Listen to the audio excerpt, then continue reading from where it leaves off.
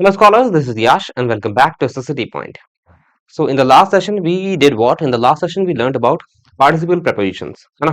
और आज के सेशन में हमें क्या करना है? कुछ अलग फॉर्म ऑफ prepositions करनी है और आज है अपना टाइम किसका? फ्रेज preposition का. तो आज के सेशन में we are going to begin with और learn about phrase preposition. और ये phrase preposition होता क्या है? आपने एक वर्ड सुना होगा phrase, and that is a group of more than what more than one word और टू वर्ड, है ना?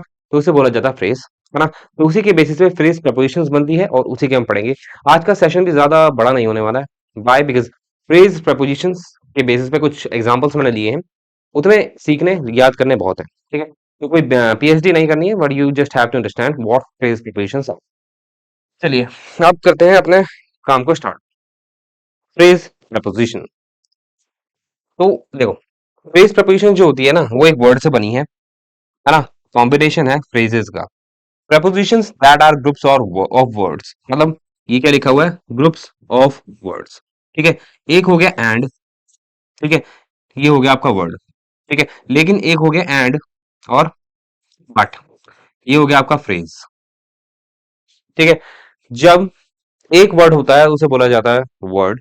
ठीक है, जब एक से ज्यादा वर्ड होते हैं तो उसे बोला जाता है फ्रेज. ठीक है, फ्रेज क्या होता है वैसे पहले बता चुका हूं, है ना?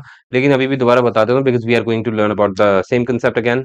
तो जो फ्रेज होता है वो group of more than one word होता है. ठीक है, और ये क्यों बनाया जाता है? ये इसलिए बनाया जाता है क्योंकि इसका एक अलग सेंस बन जाता है इन अ पर्टिकुलर स्टेटमेंट. ठीक है, कैसे बन जाता है हम देखेंगे. ये बहुत जगह यूज होता है. सेम फ्रेज अलग अलग सेंटेंसेस में यूज हो सकता है.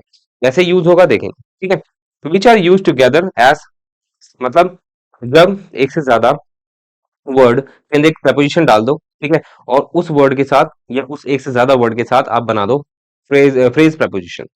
ठीक है, मतलब एक से ज्यादा वर्ड्स में एक प्रपोजिशन के साथ वो फ्रेज प्रपोजिशन कहलाता है. ठीक है, this sort of prepositions has the force of a single prep. ठीक है, अब ये क्या है? आपको पता है कि एक से ज्यादा वर्ड है. ठीक है, उसके अंदर एक preposition है, लेकिन ये पूरा जो फ्रेज है ना, ग्रुप ऑफ मैनी वर्ड्स, वो एक पूरा सिंगल preposition का काम करता है. कैसे करेगा देख लेंगे. अब कुछ एग्जांपल्स देखेंगे. मैंने आज के सेशन में बहुत सारे एग्जांपल्स दिए हैं, आपको कहीं इधर उधर जाने की जरूरत नहीं है. तो अगर आपको फ्रेज preposition स्पेशली पढ़ना है तो what you can do you can just follow this lecture. ठीक है, इसमें जितने भी मैंने फ्रेजेस लिखवाए हैं preposition के, वो सारे आपके काम के हैं, कोई भी इग्नोर मत करना. ठीक है, सभी कर लेना. ठीक है, ऑलमोस्ट सभी मैंने जो यूज हो सकते हैं डेली लाइफ में and comparative exam point of view के लिए इंपॉर्टेंट है वो सभी लिख दिए हैं. तो आपको इस लेक्चर वीडियो में, ठीक है, आपको क्या मिल जाएगा? आपको सभी फ्रेजेस मिल जाएंगे. So you can do what, you can write it down. ठीक है, ऑल दी फ्रेजेस. ठीक है, तो वो तुम्हारे लिए बेनिफिशियल होगा आगे याद करने के लिए. और ये जितने भी फ्रेजेस हैं, इनके जितने भी मीनिंग्स हैं, वो तुम्हें याद रखने हैं. ठीक है, कैसे यूज होते हैं, कहाँ यूज होते हैं, ये याद रखने बहुत जरूरी है. ठीक है, तो आपको क्या देखने को मिलेगा? Group of more than one word होगा. ठीक है, एक प्रपोजिशन भी हो सकती है लाइक ओवर हियर. ठीक है, एक से ज्यादा भी हो सकती है विद अदर वर्ड, किसी और वर्ड के साथ. Like according. अकॉर्डिंग एक वर्ब है, वर्ड है. इस अकॉर्डिंग वर्ड के साथ कोई प्रपोजिशन ऐड हो गई तो ये क्या बन गया? फ्रेज बन गया, which acts as a single preposition. ये सिंगल प्रपोजिशन का काम करेगा. ठीक है, ऐसे ही मैंने सभी फ्रेजेस ऑफ प्रपोजिशन लिख दी हैं अपनी स्लाइड्स में. ठीक है, एक बार रीड कर दूंगा इनको, लेकिन सबका मीनिंग बताने नहीं बैठूंगा, ये तुम्हारा काम है. ठीक है, एक बार देखो. ठीक है, हो सकता है कुछ ऐसी फ्रेजेस हो प्रपोजिशन के जो तुम्हें जिनका मतलब पता हो बहुत होंगे. ठीक है, और कुछ ऐसे भी हो सकते हैं जिनका तुम्हें मतलब ना पता हो. तो what you have to do, you have to learn, you have to search them on Google. ठीक है, you have to Google them, है ना, टू गेट द मीनिंग. ठीक है, तो एक बार रीड आउट कर देता हूँ सबको, सो दैट आपको शांति मिल जाएगी. लेक्चर कंप्लीट हो गया है और उसके बाद कुछ एग्जांपल्स भी मैंने लिए हैं, वो देख लेंगे कैसे यूज होते हैं. ठीक है, according to, in case of, but for, in spite of, by dint of, by means of, in relation to, with regard to, by virtue of, in favor of, for the sake of, instead of, in lieu of, in course of, on behalf of, on account of, in order to, in my opinion, in front of, along with, accustomed to, because of, owing to, in accordance with, due to, in place of, in comparison to, devoted to, away from, in consequence with, by way of, in regard to, in reference to, in the event of, by reason of, with an eye to, with reference to, addicted to, object to, given to, in consequence of, favors to be used to, with a view to, taken to, drawn to, look forward to, in addition to. ठीक है। जितने भी phrases है ना, इनमें एक बात और ध्यान रखना, ये कैसे यूज होंगे एग्जांपल के साथ ही देख लेते हैं। तो जितने फ्रेजेस है ना ऑफ प्रपोजिशंस, इनको दिमाग में डाल लेना, बिकॉज ये आते हैं, बार बार आएंगे तुम्हारे एग्जाम में। ठीक है, पता है कैसे आएंगे?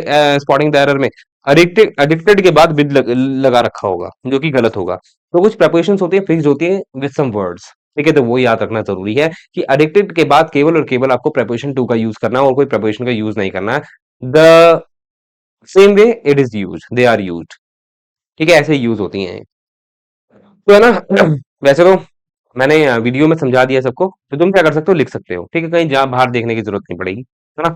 चलिए, अब है एक्सप्लेनेशन विद एग्जाम्पलिफिकेशन। इसका मतलब I am going to explain to you, ठीक है, विद एग्जांपल्स।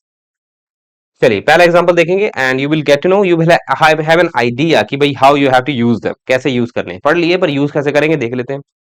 पहला क्या है? Mister Charles claim compensation in lieu of the loss in his company. देखो, इन लिeu ऑफ, ठीक है, अगर ये पहले कभी नहीं देखा तो समझ नहीं पाओगे इस पूरे फ्रेज का मतलब क्या है। एक्चुअली इस पूरे फ्रेज का मतलब होता है in place of, in place of. ठीक है, तो इसलिए फ्रेजेस याद करना जरूरी है कि भाई उनका मतलब समझ सको, कहाँ यूज होंगे वो भी समझ सको। ठीक है, तो ये क्या बोल रहा है कि जो मिस्टर चार्ल्स है उन्होंने क्लेम किया है कंपनसेशन। कंपनसेशन क्या होता है? मुआवजा। ठीक है, किसकी जगह? लॉस जो हुआ है उसकी कंपनी को, उसकी जगह, है ना, इस तरीके से। नेक्स्ट है, she woke up early in the morning in order to rehearse for her singing competition. वो जल्दी उठ गई सुबह सुबह, ठीक है, क्या करने के लिए? इन ऑर्डर टू, इसलिए ये इंडिकेट करेगा कि वाई शी वोक अप। ठीक है, what is the purpose of her waking up early in the morning. ठीक है, क्यों? To rehearse for her singing competition, singing competition को रिहर्स करने के लिए, सिंगिंग कॉम्पिटिशन के लिए रिहर्स करने के लिए वो उठी, है ना। तो इन ऑर्डर टू का है ये example. He came to my office on behalf of his boss. ठीक है, ऑन बिहाफ ऑफ एक तरह का क्या है? फ्रेज प्रपोजिशन है। कैसे यूज होता है? कैसे यूज होता है? ऑन बिहाफ ऑफ का मतलब होता है उसकी तरफ से, उसकी तरफ से। तो ही केम टू माय ऑफिस, वो मेरे ऑफिस आया अपने बॉस की तरफ से। ठीक है, इस तरीके से।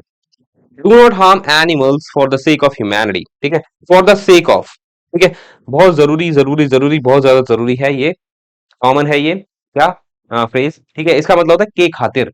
के खातिर कहते नहीं है, भगवान के खातिर मुझे छोड़ दो, इस तरीके से बोलते हैं पुराने पिक्चरों के डायलॉग्स। तो वहां पे क्या होता है इंग्लिश में? फॉर द सेक ऑफ होता है। ठीक है, तो ये बोल रहा जा रहा है कि भाई एनिमल्स को दुखी मत करो, हार्म मत करो, हर्ट मत करो, भगवान के खातिर, या यहाँ पे भगवान तो नहीं है लेकिन ह्यूमैनिटी के खातिर, मतलब इंसानियत के खातिर। ठीक है, तो के खातिर हो जाएगा किसका मतलब? फॉर द सेक ऑफ का मतलब। चलिए आगे बढ़ जाते हैं। The aircraft is in course of construction, in course of. ठीक है, ये एक तरह का फ्रेज प्रपोजिशन है। इसका मतलब क्या हो गया कि भाई कोर्स मतलब समझ में आता है ना, कोई भी एक्शन हो रहा, कोई भी कंस्ट्रक्शन हो रहा, कोई भी बिजनेस हो रहा, उसका जितना भी ड्यूरेशन होता है हैपनिंग का, उसे कोर्स बोला जाता है। ठीक है, तो जो एयरक्राफ्ट है वो किस कोर्स में है? ठीक है, किस ड्यूरेशन में है? कंस्ट्रक्शन की ड्यूरेशन में है, कि मतलब बनाया जा रहा है ना। तो इन कोर्स ऑफ इस तरीके से यूज होगा। उसके बाद है there is a lobby in front of my apartment. ठीक है, कि भाई लॉबी है एक, ठीक है, इन फ्रंट ऑफ, ये तो इतना कॉमन है, इतना कॉमन है, बचपन से यूज करते आ रहे होते हो, है ना। इसके सामने, इसका मतलब क्या होता है? के सामने, है ना। तो एक लॉबी है मेरे अपार्टमेंट के सामने। John fought in favour of his friend. ठीक है, इसका मतलब क्या हो गया? In favour of, in favour of का मतलब उसकी तरफ से, है ना।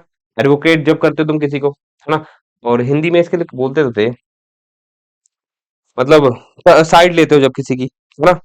एक हिंदी में बोलते थे, क्या बोलते थे? मेरा फेवर मत कर, पता नहीं। जॉन अपने दोस्त की फेवर में लड़ा, ठीक है, उसकी साइड से लड़ा। He got through the income tax department by dent of much patience. Got through का मतलब क्या होता है? गेट सक्सेस, है ना। तो उसे सक्सेस मिल गई, ठीक है, इनकम टैक्स डिपार्टमेंट में जाने की। बाय डेंट ऑफ का मतलब क्या हो गया? Bye means of. ठीक है, तो कभी कभार कंफ्यूजन हो सकती है फ्रेज प्रपोजिशन को याद रखने में, तो जैसे वो दिखते हैं वैसे उनकी मीनिंग नहीं होते। बाय डेंट ऑफ का मतलब नहीं पता होगा अगर पहले नहीं देखा होगा, इसका मतलब था बाय मीन्स ऑफ, मतलब पेशेंट के जरिए, बहुत ज्यादा पेशेंस के जरिए।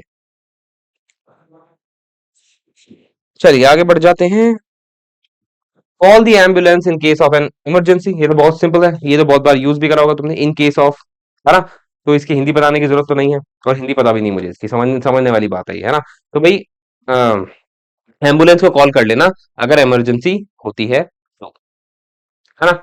उसके बाद है George gave me a newspaper instead of a comic book to read. ठीक है, जॉर्ज ने मुझे न्यूज़पेपर दिया इंस्टेड ऑफ का मतलब के बजाय किसके, कॉमिक बुक के, पढ़ने के लिए। तो जॉर्ज ने मुझे कॉमिक बुक नहीं दी, न्यूज़पेपर दिया पढ़ने के लिए। ठीक है, तो इंस्टेड ऑफ भी ऐसे यूज होगा। आगे बढ़ते हैं। Due to stormy atmosphere I did not go to the school. इसका मतलब क्या हो गया कि भाई ड्यू टू किस लिए यूज होता है, ड्यू टू। ठीक है, ड्यू टू एक तरह का फ्रेज प्रपोजिशन है जिसका मतलब होता है कारण शो करने के लिए, कॉज शो करने के लिए। कारण क्या था मेरे स्कूल ना जाने का, स्टॉर्मी एटमॉस्फेयर, तूफानी एटमॉस्फेयर। हाँ, स्टॉर्मी का मतलब होता है तूफानी, और लास्ट टाइम आई थिंक भूल गया था मैं स्टॉर्मी को, पता नहीं क्या बोल रहा था, है ना। तो स्टॉर्मी मतलब तूफानी, तूफानी तो बोल रहा था मैं। आपदा बोल रहा था, हाँ, आपदा बोल रहा था मैं। चलिए, तो ये गलत हो गया। क्यों गलत हो गया? क्योंकि ड्यू टू है ना, कभी भी सेंटेंस की शुरुआत में नहीं लगाना है। ड्यू टू का मतलब मानता हूं क्या है, के कारण, किसके कारण, के कारण। ठीक है, बट सेंटेंस की शुरुआत में यूज करने के लिए ड्यू टू नहीं बना है। ड्यू टू की जगह आपको ओइंग टू याद रखना है, जो सेंटेंस की शुरुआत में यूज होता है। Owing to stormy atmosphere I did not go to the school. ठीक है, तो हमेशा आगे से ध्यान रखना कि भाई ड्यू टू ऐसे यूज नहीं होगा जैसे आप यूज करते आ रहे हो, सेंटेंस की शुरुआत में यूज मत करो। ठीक है, अगर ड्यू टू ही यूज करना है तो ऐसे कर दो, इट इज ड्यू टू। ठीक है, it is due to stormy atmosphere I did not go to the school, इस तरीके से। ठीक है, लेकिन ड्यू टू कभी भी सेंटेंस की शुरुआत में यूज मत करो। नेक्स्ट है, the incident was owing to stormy atmosphere. ठीक है, ये गलत हो गया है। क्यों गलत हो गया है? क्योंकि ओइंग टू बीच में नहीं लगता है। जैसे ड्यू टू शुरुआत में नहीं लगता है, ओइंग टू बीच में नहीं लगता है। ओइंग टू बना है सेंटेंस की शुरुआत में प्रेजेंट होने के लिए। ठीक है, तो instead of writing owing to, due to लिख दो, क्योंकि ड्यू टू आ सकता है सेंटेंस के बीच में। The incident was due to stormy atmosphere. ठीक है, and I think examples have been completed.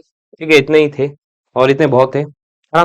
Thank you, देखो हाथ मिला रहे हैं हम दोनों, है ना। Thank you for taking my session today. ठीक है, तो आज जितना भी हमने करा है फ्रेज प्रपोजिशन सभी मैंने बता दिए जो इंपॉर्टेंट है तुम्हारे एग्जाम पॉइंट ऑफ व्यू के लिए, तो सभी कर लेना है। एग्जांपल्स खुद बनाने की कोशिश करना है, और जो फ्रेज प्रपोजिशन समझ में नहीं आती है, ठीक है, उसको गूगल पे सर्च करना है। ठीक है, डिपेंड नहीं रहना है पूरी तरह पर्टिकुलरली टीचर के ऊपर, इस बात को ध्यान रखना है। तो you have to make your own efforts to reach your goal. ठीक है, और आज के सेशन में इतना ही। अब हम नेक्स्ट टाइम पे मिलेंगे तो करेंगे कुछ नया इन prepositions ओनली, है ना। Till then what you have to have fun in your life and do whatever you want to do. ठीक है, bye bye, take care and sayonara.